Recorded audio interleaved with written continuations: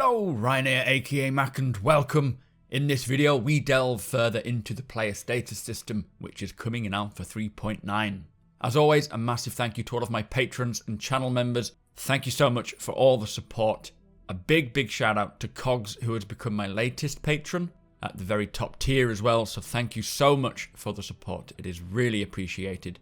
If you do enjoy my content and would like to help make it even better, be sure to follow the link to my Patreon page below, or check out the channel members here on YouTube. So we had a recent AMA, or Ask Me Anything, on Spectrum, answering our questions live from 3 devs who were working on this new player status feature. Here is everything that you need to know. So question 1, what will be consumable in 3.9? Now there are 2 types coming in 3.9, which are food and drink. Both are coming with a range of shapes and sizes, from bottled water to energy drinks, burritos and canned food. Fruit will also be edible, which can be harvested from planets and moons. I am still yet to find any of them. For example, golden medmons, but I do assume they won't have poisonous effects yet, if they are going to have any. Not for this version anyway, that might be version 2 or later on down the line.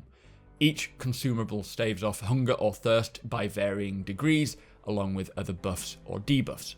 Next question is, how will the temperature system incorporate with existing armors and clothing? Now they say that they will retroactively apply temperature operating windows to all existing clothes and armor. For more extreme climates like Microtech, you will need specialist environment suits, which will be releasing in 3.9 and probably every other patch after this as well.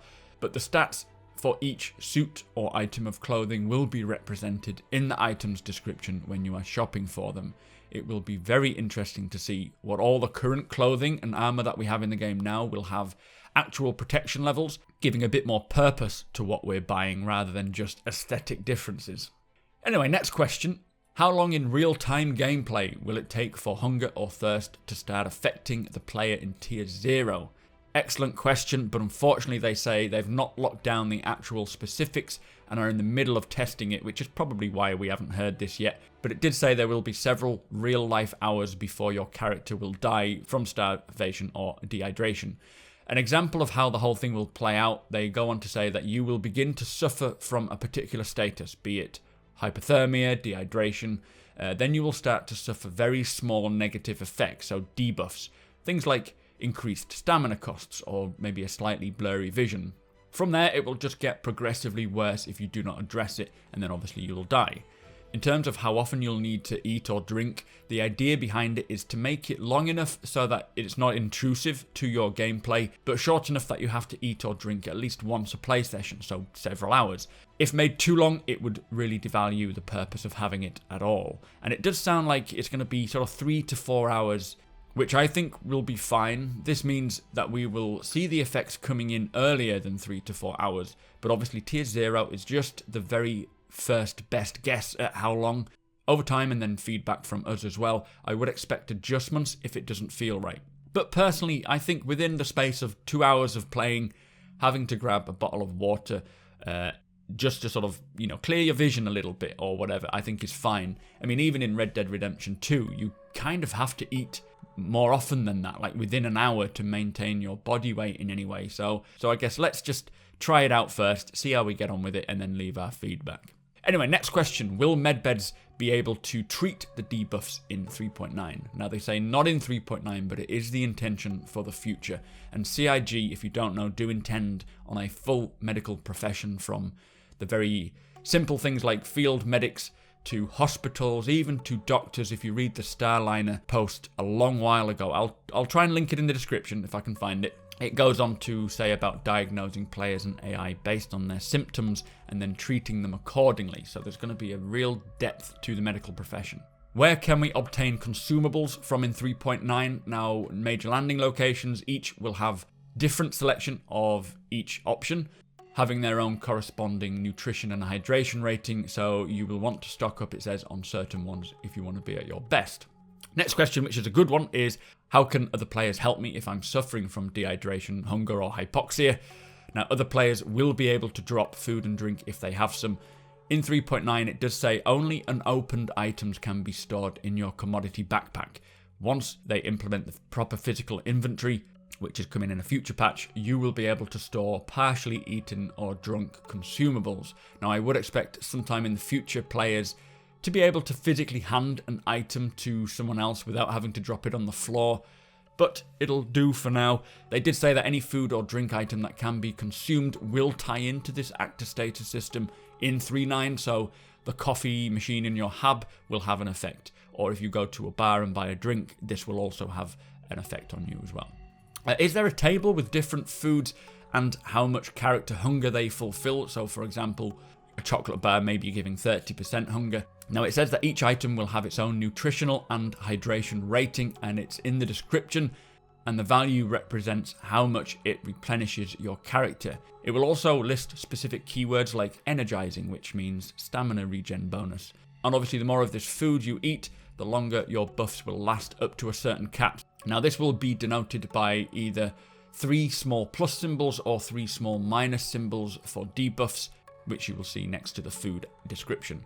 Now I have linked one of my previous videos in the description which explains how CIG are labeling food and drink using a system which follows either the HEI, which is for liquids, your hydration efficacy level, or an NDR, which is your nutritional density rating. Each will give you an insight into whether that food item is good for you or bad for you, and its necessary levels that you will need to maintain. It is definitely worth watching, but it was a leaked video, so if you're not checking out the leaks, do not watch it.